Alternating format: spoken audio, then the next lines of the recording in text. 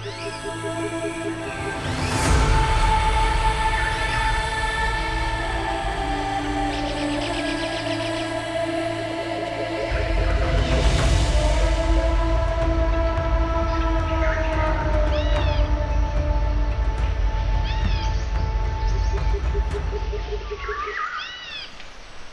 is a baby cobra that I caught yesterday, a spitting cobra. It's probably less than a week or so old. If you can see, compared with the size of my hand, it's not really very big. What are you going to do? Now, I put it on the ground. You will see. The cobras here, they don't have very much in the way of markings, but the young one, it has what I call a dark saddle behind the head and then cream on the sides there. But the rest of the body has no markings at all, which is why it's difficult to tell that it's a cobra in fact. But the eyes are very far forward on the head, and so I can see from the shape of the head. You see, it's not trying to attack me, it's not trying to bite, it's not trying to sit up. I don't know if I can get it to sit up. It's moving very slowly because I'm not scaring it. But these baby cobras are hatching now all over Bali, and as soon as they hatch, maybe a clutch of 10, 20, maybe up to 30 eggs with a big cobra. Once they hatch, they all go off in different directions because they're solitary. They need to be solitary, otherwise they're competing for food. A little one like this, because this is the beginning of the rainy season, there are lots of little frogs, there are lots of small animals around. So they're just the right size for this little tiny cobra. And when it finds somewhere that it thinks is safe to live, then it could live there for many years. But as you can see, it's not interested in attacking me or even sitting up. These cobras can spit as well. They don't actually spit, they spray venom. And I'll talk a little bit more about that a bit later.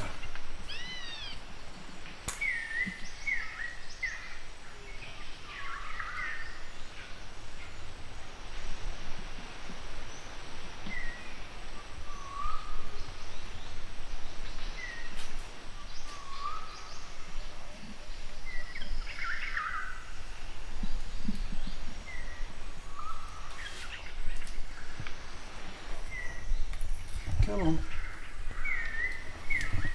As long as you're gentle with them. Because they are so relatively gentle, you do see people picking them up by the tail. I prefer not to do that because a cobra can still come round at you quite quickly. So I prefer to use a hook or a grab with my cobras.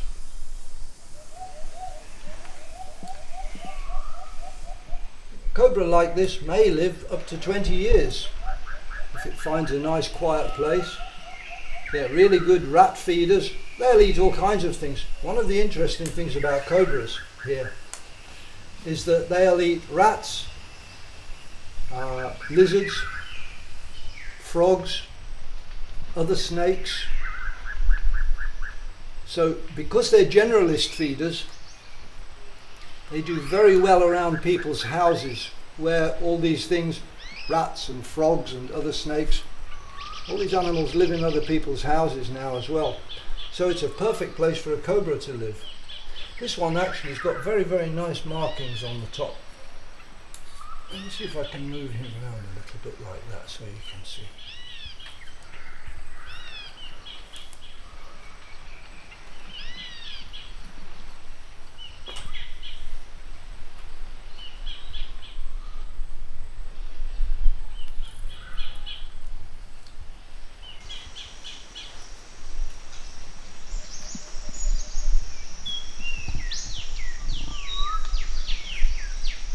some people think that when the cobra is very small like this, it can only open its mouth a little bit. The fangs are very, very short. They're quite short on a cobra anyway.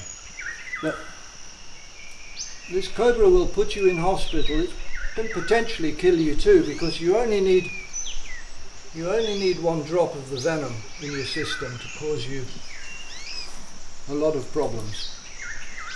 Mainly it'll stop your lungs working. And once your lungs stop working, you can't breathe anymore, and then your heart will stop. But here in Bali there is anti-venom for spitting cobras.